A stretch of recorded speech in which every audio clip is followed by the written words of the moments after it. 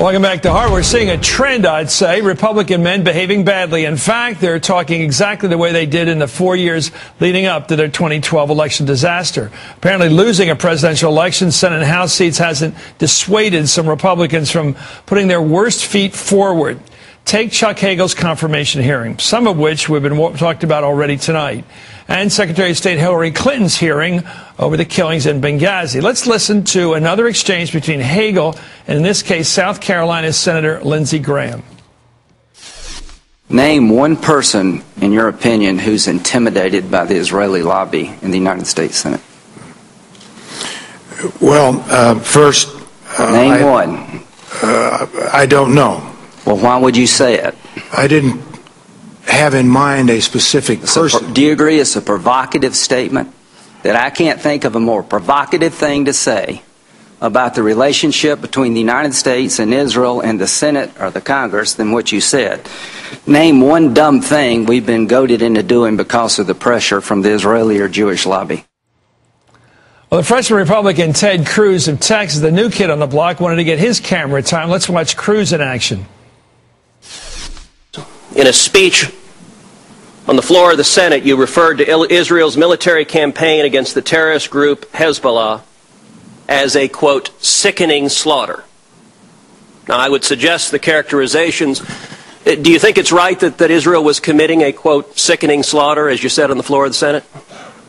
Well, I think, again, I would want to read all of it, what I said. Hey, President, what's he doing? Well, perhaps with an eye towards 2016, the right-wingers certainly didn't spare Hillary Clinton either. Senator Rand Paul said she should have been fired for Benghazi. Let's listen to Rand. I'm glad that you're accepting responsibility. I think that ultimately with your leaving, you accept the culpability for the worst tragedy since 9/11. And I really mean that. Had I been president at the time and I found that you did not read the cables from Benghazi, you did not read the cables from Ambassador Stevens, I would have relieved you of your post. I think it's inexcusable. Not to know of the request for securities really, I think, cost these people their lives.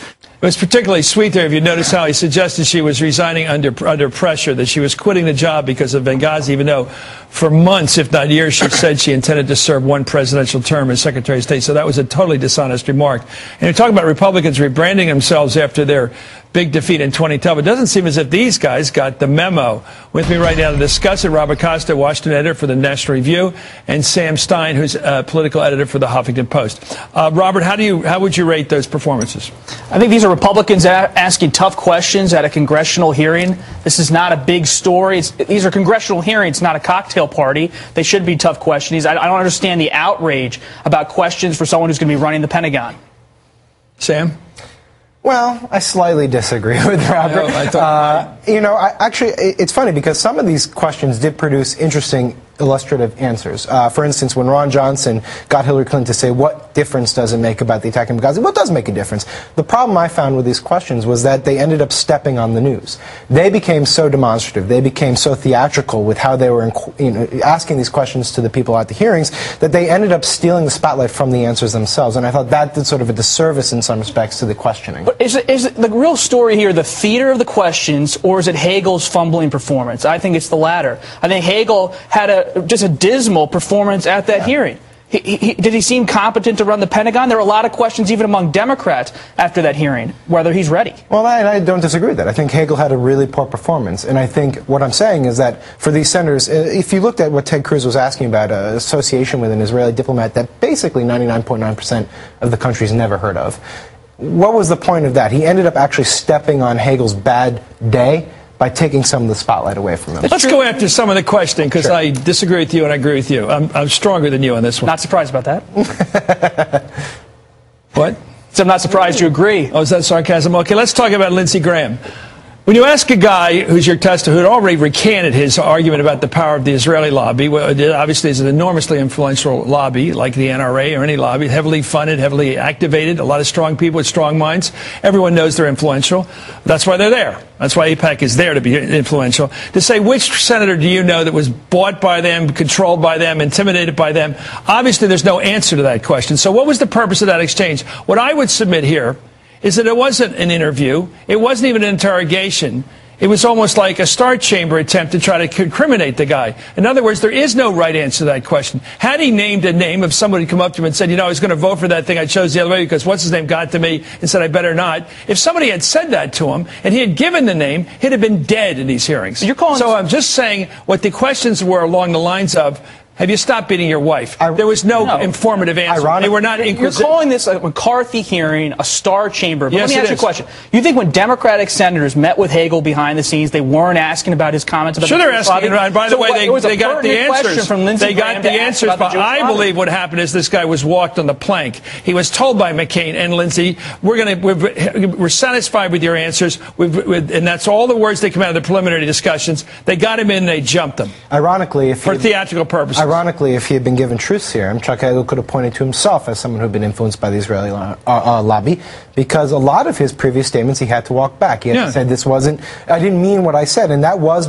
in effect, a direct influence of the Israeli lobby. He could have said, you're looking at him. But you're saying this is just theater to ask about the Jewish lobby comment. I think it was the right course of action if a senator in a congressional hearing for someone who's going to be running the Defense Department, if they've made that kind of comment in a public forum. We're a month into this discussion, though. The trouble is, Robert, we're a month into this discussion with back and forths and recantations and taking backs and explaining what's going on now for weeks now, and then to go in there and act like none of that has ever happened. All that stuff you're talking about happened in the press and it happened before the official hearing. This is the official hearing to confirm it for the Pentagon. Okay, I will stick to what I'm saying. If they were interested in his defense policy, they would have asked about it. I want to make one point. The number of times that Israel came up, I think, in words was about 160 plus. The number of times that they talked about Afghanistan was well into the dozens. It was so much smaller. If you look at the weight of each issue facing the next defense secretary, you would admit that Afghanistan... But Hagel brought a lot of this on himself by talking about the Jewish lobby. Hold on. The point is this. If you go through this hearing and they ask that question about an old statement once,